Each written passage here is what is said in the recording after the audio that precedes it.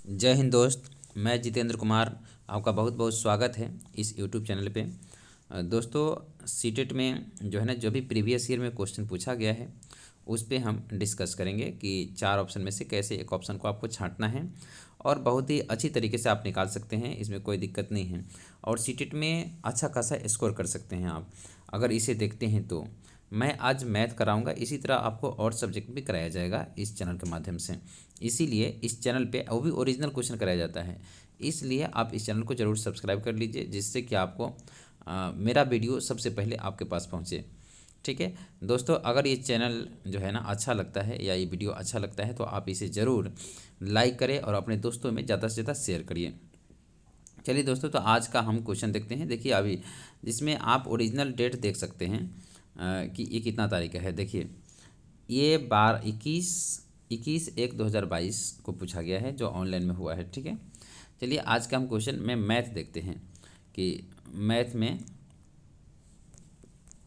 तो मैथ शुरुआत है आपका 31 नंबर से। तो देखिए 31 नंबर, अभी 30 चल रहा है, 31 नंबर में देखिए बिल्कुल सिंपल क्वेश्चन होता है, लेकिन आपको ध्यान देना रहता है। ठीक है, चलिए ये वाला क्वेश्चन मैं आपको पढ़ के बता देता हूँ। थोड़ा सा इसे छोटा कर देता हूँ कि पूरा दिखे आपको। ठीक है, ये थोड़ा चलिए अगला ये क्वेश्चन देख लेता हूँ। कहता है एक एक किराने की दुकान पर सामान की मूल्य की सूची निम्नलिखित में से दिया हुआ है, इस तरीके से। ठीक है, अब क्या है, जैसे 1 केजी चावल का है 70 रुपया है, काला चना का 90 रुपया है, इस तरीके से दिया है। क्या कह रहा है पहले समझ लेते हैं। कह रहा आशीष 5 केजी चावल, 5 केजी गेहूं का आटा, 250 ग्राम पिसा हुआ धनिया, 250 ग्राम मिर्च, 2 किलो काले चने, शेष बचे हुए रुपया से बिस्कुट के पैकेट खरीदने हैं। यदि उसके पास 1000 रुपया है तो कुल कितने बिस्किट के पैकेट खरीदे जाएंगे। अब क्या है, अब सारा रुपया जो है ना आपको देख लीजिए कितना कितना लगेगा। तो देखिए जैसे 5 केजी चावल खरीदेंगे तो कितना लगेगा, 70 पंचे कितना होगा, 7 × 5 = 35, 350 रुपया तो चावल में चला जाएगा। 5 केजी आटा खरीदेगा तो आटे का 45 रुपया है, 45 में 5 से कर लीजिए, 450 के आधा यानी कि 225 रुपया तो आटा में लग जाएगा। 250 ग्राम पिसा हुआ धनिया अगर देखेंगे तो इसका 40 रुपया है। इसी तरह 250 ग्राम पिसा हुआ मिर्च देखेंगे तो यहाँ देखिए 250 ग्राम का 60 रुपया है। इसके बाद 2 केजी काले चने देखें तो 2 केजी काले चने की बात करेंगे तो काला चना देखिए 90 रुपये है, तो 2 केजी का कितना हुआ, 180 रुपया आपका ये हो गया। ये टोटल कितना रुपया हो गया, तो इसे भी ऐड कर दीजिए आप, तो ये 5 हो जाएगा। इसके बाद देखिए 814 4 18, 18 2 20, 5 25, 25 तो ये हो गया आपका।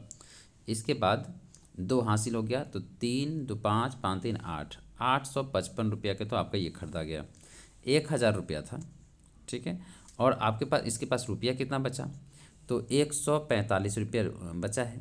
अब 145 रुपया में देखते हैं बिस्किट के पैकेट कैसे है। देखिए 20 रुपये पैकेट है तो 20 से भाग कर दीजिए, तो 20 से भाग करेंगे, ये काटे जाएंगे तो 7 पैकेट खरीदेगा, 5 रुपया इसके पास बच जाएगा, 140 रुपया ख़त्म हो जाएगा, यानी कि 7 पैकेट खरीदेगा। कितना सिंपल है। इसी तरीके से आपका सारा क्वेश्चन आता है दोस्तों। ठीक है, तो इसमें आपका मतलब मैथ में आपको कंटेंट में 15 में 15 क्वेश्चन कोई नहीं रोक सकता, क्योंकि इसमें कटने की चांसेस नहीं रहता है। पेडागोजी में क्या है, कन्फ्यूजन रहता है थोड़ा बहुत 1-2 क्वेश्चन में, तो उसमें दिक्कत हो सकता है, लेकिन कंटेंट में दिक्कत नहीं होगा। इसीलिए आपको कंटेंट पे पकड़ बनाना है कि कैसे सवाल को सोल्व करना है। अगला क्वेश्चन देखते हैं। कहता है मैं 2 अंकों की संख्या हूँ, दहाई का स्थान का अंक 2 का गुणज है। तो दहाई का स्थान का अंक 2 का गुणज है तो सब में ही है। ठीक है, तो इससे तो आपका नहीं होगा। अगला है इकाई के स्थान का अंक 3 का गुणज है, तो इकाई का स्थान का अंक 3 का गुणज है, सब में है। देखिए सिर्फ लास्ट वाला ही पढ़ते नहीं आंसर आ जाता। कह दोनों संख्याओं का योग एक अभाज्य संख्या है, तो देखिए इसमें 6 9 15 हो गया। इसके बाद में इसमें 6 4 10 हो गया, ये दोनों तो ऐसे ही कट गया। 9 4 13 हो गया। इसके बाद में 8 3 11 हो गया। अब ये दोनों तो कट गया। ठीक है, क्योंकि अभाज्य संख्या नहीं है। 52 का गुणनखंड है तो 13 52 का गुणनखंड, यानी कि एक ही 3 नंबर आंसर हो जाएगा। कितना सिंपल है, इस तरीके से आपको बनाना है। देखिए चलिए अगला क्वेश्चन देख लेते हैं। 33 नंबर, 33 नंबर भी अच्छा क्वेश्चन माना जाएगा। ठीक है, इसके बाद चलिए देखते हैं 33 नंबर। कहता है एक एक एक भाड़े पर जो है ना आपको कोई किराया पर गाड़ी लेता है, मान लीजिए कि 80 किलोमीटर और 8 घंटे का तो 800 रुपया लेता है, लेकिन अतिरिक्त घंटे का 100 रुपया, 1 घंटा का 100 रुपया और 1 किलोमीटर का 10 रुपया, 250 किलोमीटर सफ़र किया। ठीक है, उन्होंने 7 बजे चाहे जितना बजे प्रस्थान किया उससे मतलब नहीं है, वहाँ जा ये देखना पड़ेगा कि ए से बी 7 बजे चलना चालू किया और 4 बजे पहुँचा है, कितना समय लगा। 7 से 4 बजे तक अगर समय देखेंगे तो 7 से 12 बजे, 7 5 12, 5 4 9 9 घंटे समय लगा है, यानी कि 1 घंटा एक्स्ट्रा टाइम लिया है। चलिए देखता हूँ, ये 250 किलोमीटर था, 250 किलोमीटर में इसको 2 भाग में बांटना पड़ेगा। पहले तो 80 किलोमीटर जाना है, तो 80 किलोमीटर आप प्लस आपका 8 घंटे का, इसका जो रुपया लगता है ये तो फिक्स है कि इसका रुपया कितना लगेगा, 800 रुपया, तो इसका 800 रुपया लगेगा। फिर 1 घंटा और एक्स्ट्रा लगा है, तो 1 घंटा एक्स्ट्रा लगा, इसका भी तो रुपया लगेगा, इसका कितना रुपया लगेगा, 100 रुपया इसका हो गया। इस तरह अगर देखिएगा तो अगला इसी तरह लगा है, इसका 170 किलोमीटर एक्स्ट्रा गया है, तो इसका जो है 10 रुपये के हिसाब से 1700, तो ये भी हो जाएगा। अगर ये सब जोड़ेंगे, ये 1700 हो गया, ये 100 हो गया, ये 800 हो गया, ये तीनों जोड़ेंगे तो देखिए 900 900 1700 कितना हुआ, 2600 रुपया आपका किराया हो जाएगा। ठीक है, कोई दोस्त इसमें कोई दिक्कत नहीं होना चाहिए। चलिए अगला क्वेश्चन देख लेता हूँ। अगला क्वेश्चन कहता है कि आरोही क्रम में इसको सजाना है इसको, ठीक है, और तीसरे स्थान पे कौन सा है। तो देखिए पहला है 9.09, एक जीरो अपने से लगा दीजिए, एक तो ये है, दूसरा है 9.009, तीसरा है 9.990, चौथा है 9.909, पाँचवा है 9.099। देखिए लास्ट का 3, इसमें 90 है, इसमें 9 है, इसमें 990, इसमें 909 है, इसमें 999 है, तो 1 नंबर पे तो ये हो जाएगा। कौन सा हो जाएगा, 1 नंबर पे तो ये हो जाएगा। 2 नंबर पे देखेंगे क्योंकि 90 हो जाएगा, 90 के बाद में सॉरी ये यहाँ पे जो है ना 9 है, तो 1 नंबर पे ये हो जाएगा, ये 2 नंबर पे हो जाएगा। ठीक है, 90 वाला 2 नंबर पे, और ये देखिए ये 3 नंबर पे हो जाएगा। ठीक है, इसके बाद 990 है, 909 है, ये 4 नंबर पे हो जाएगा और ये 5 नंबर पे हो जाएगा। तीसरा नंबर पे पूछा है ये वाला हो जाएगा 9.099। देखिए ये 2 नंबर आंसर हो जाएगा। ठीक है, अगला क्वेश्चन देख लेता हूँ। 35 नंबर में कहता है कि एक 4 अंकों की संख्या है जिसमें से 4 अंकों की संख्या में 100वां स्थान पर 0 है। 100वां स्थान पे 0 जो है ना इसमें किस में है, ये देख लीजिए। 100वां स्थान पे 0 इसमें है, इसमें दहाई स्थान पे तो ये तो नहीं होगा, इसमें तीनों में 100वां स्थान पे है।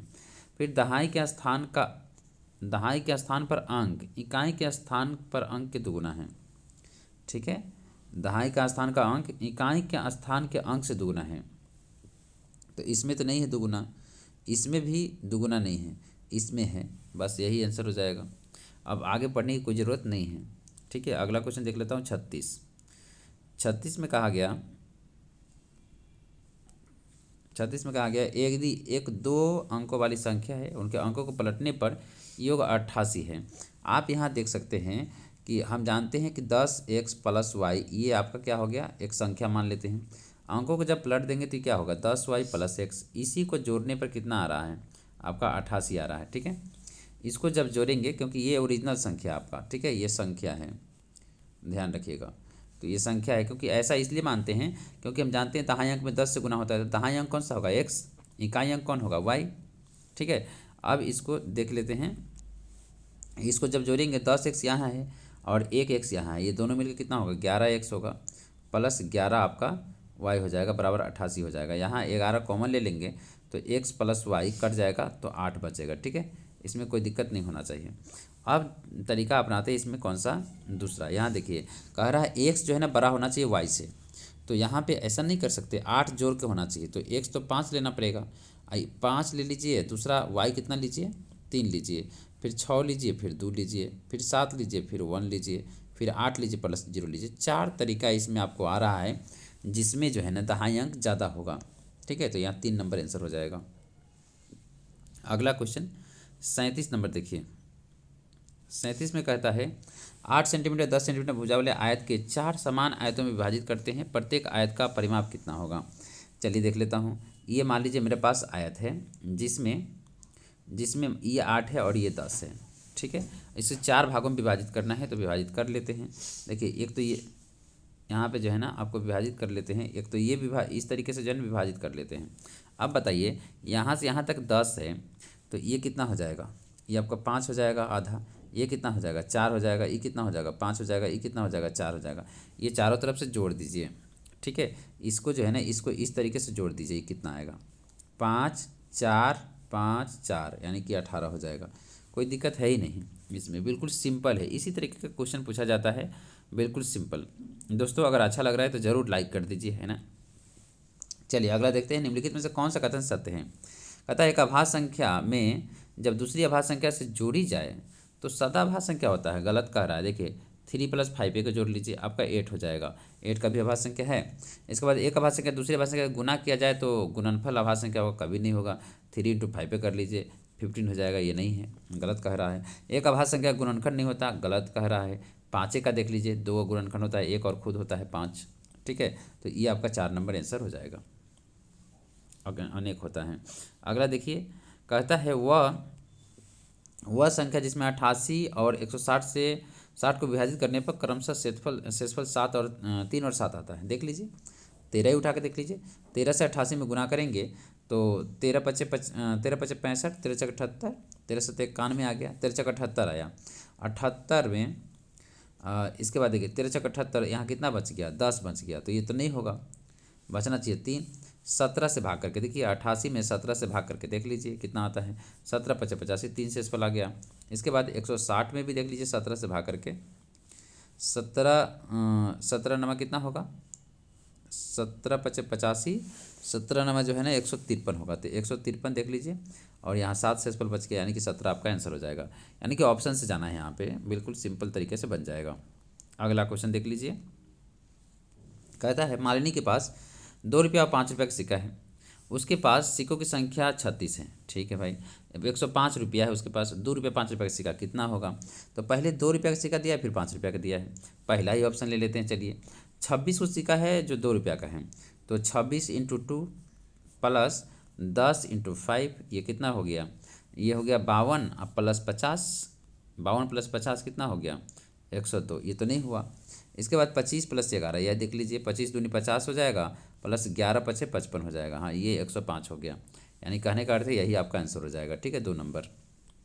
अगला क्वेश्चन देख लेते हैं, 41 नंबर। 41 बिल्कुल सिंपल है। इसमें आपको करना क्या है, गुना करना है। 14.5 में 3 से गुना करेंगे, 14 × 3 = 42, 43, 43.5 हो जाएगा, ठीक है। इसके बाद में इसको भाग कर दीजिए तो 6 आ जाएगा, +6 आएगा, -12 × 3 = 36, 37.5 आ जाएगा, ठीक है। आप इस दोनों को पहले घटा लीजिए, ठीक है। इसके बाद 13 में से 7 गया, 6 हो गया। इसके बाद एक 6 हो गया, 6 + 6 हो गया, यानी कि कितना हो गया 12 हो गया आंसर, कोई दिक्कत नहीं है।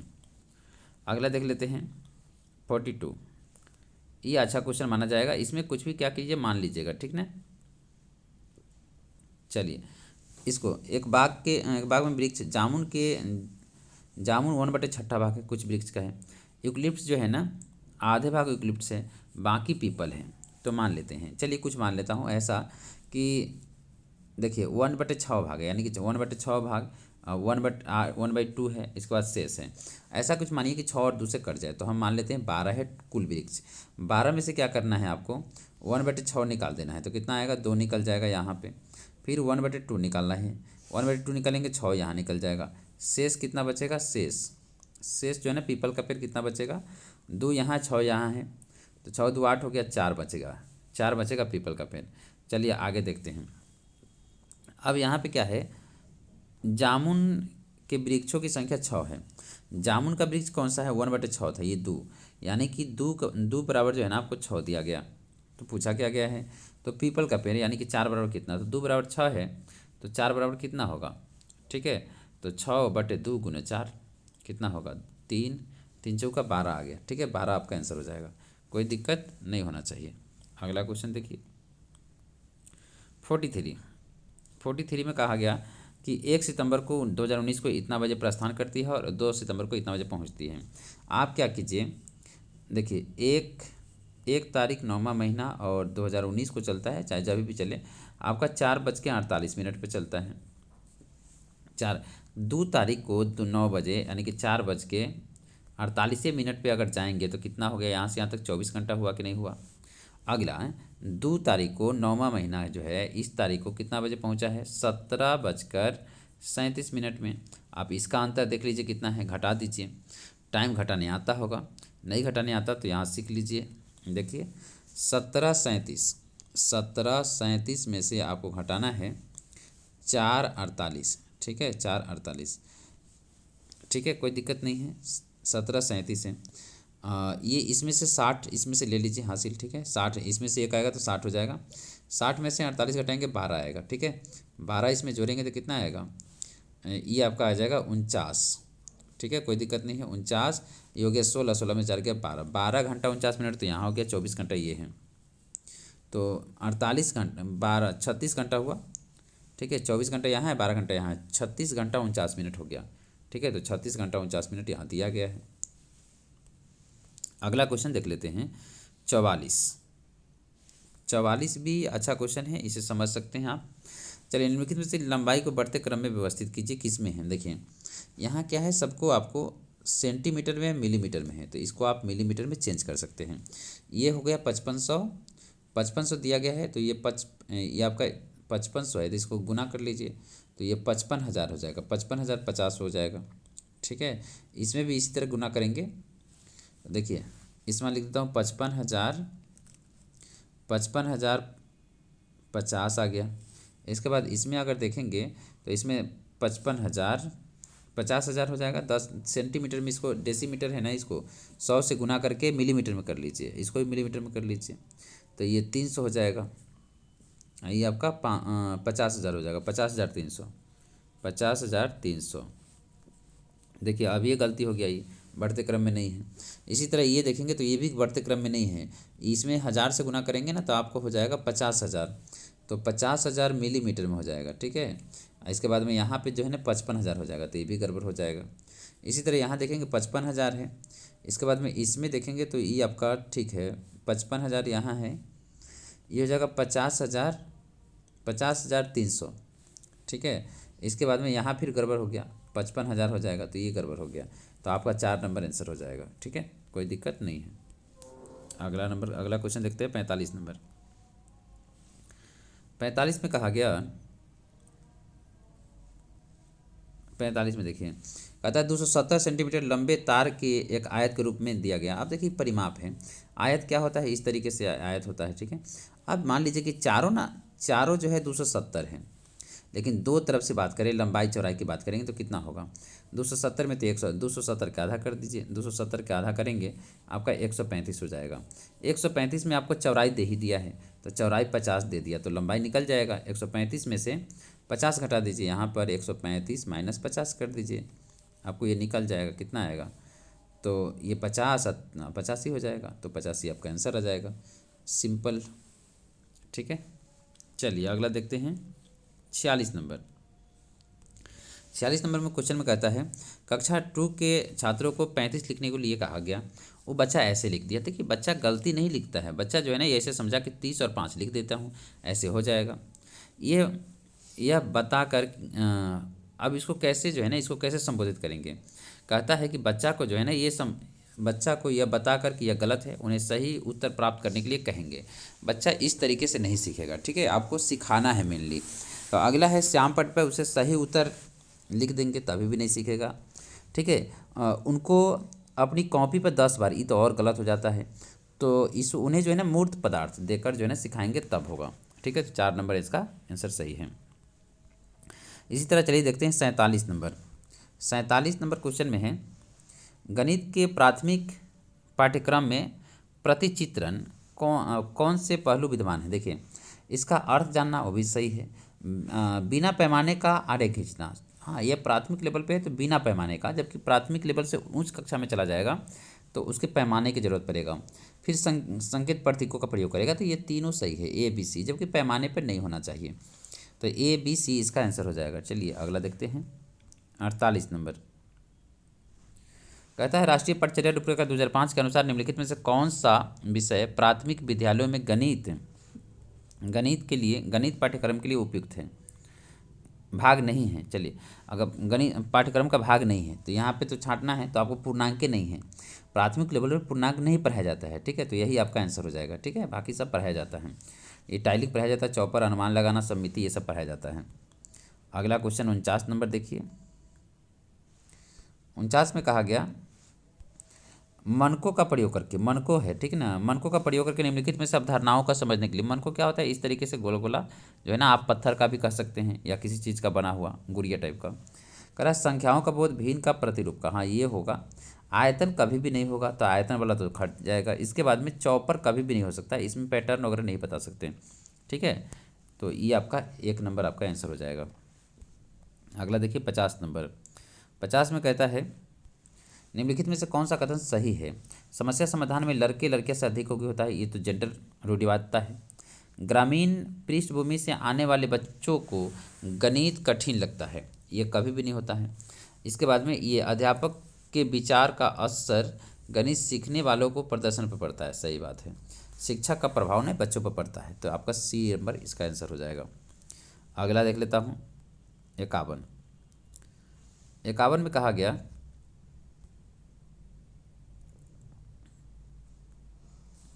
कि प्राथमिक कक्षा में विद्यार्थियों को आंकड़ों को संग्रहण और अर्थकना पढ़ाने के लिए निम्नलिखित में से कौन सा योजना उत्तम है। अभ्यास के लिए ढेर सारे प्रश्न का उपलब्ध कराना, ये नहीं होगा। विद्यार्थियों को सर्वेक्षण, अब देखिए यहाँ आंकड़ों का संग्रहण जैसे आएगा ना तो उसका सर्वे से होगा, ठीक है, सर्वेक्षण करना, तो ये 2 नंबर आंसर हो जाएगा। बाकी आप कक्षा में समूह चर्चा ये तो होना चाहिए, लेकिन यहाँ क्वेश्चन के अनुसार देखना है। ज़्यादातर बच्चे ये देता होगा 4 नंबर, लेकिन गलत है ये, ठीक है। अगला क्वेश्चन देख लेता हूँ 52।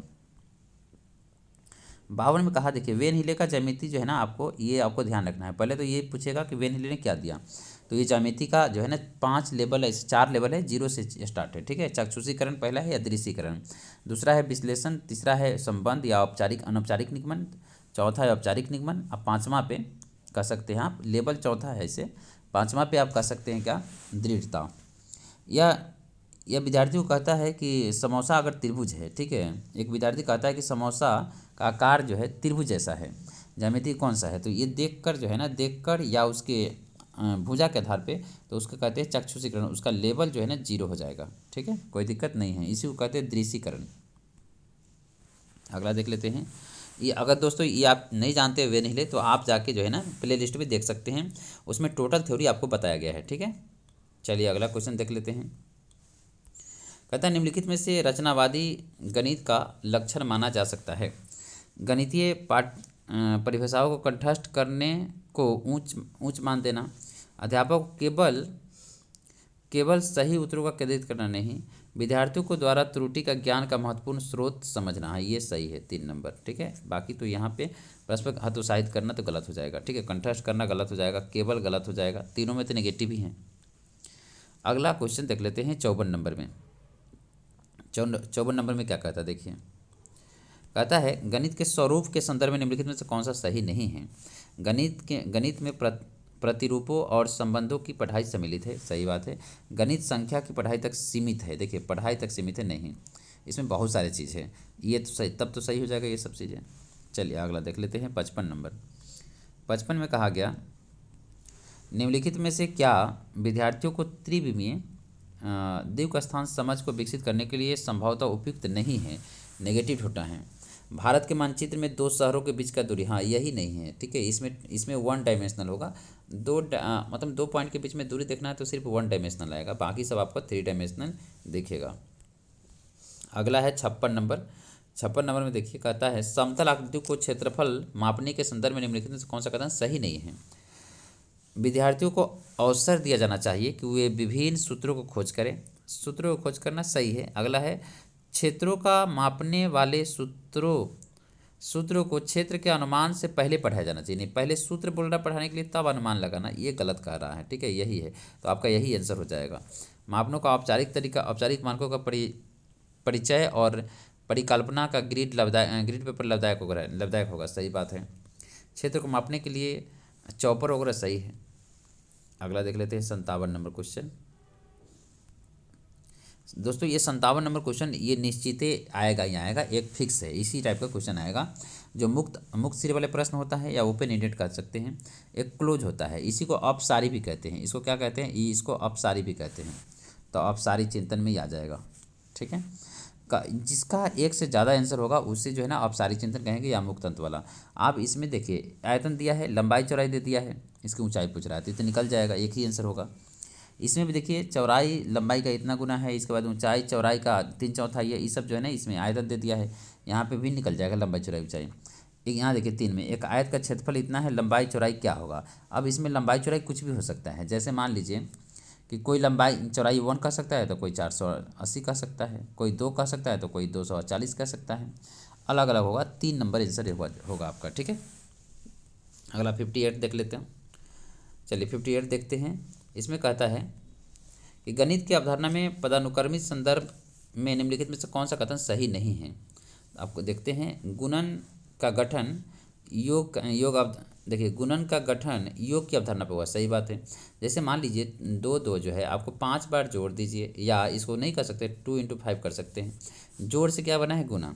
इसी तरह भाग से क्या बना है, घटाव से क्या बना है, भाग बना है, ठीक है, व्यकलन से।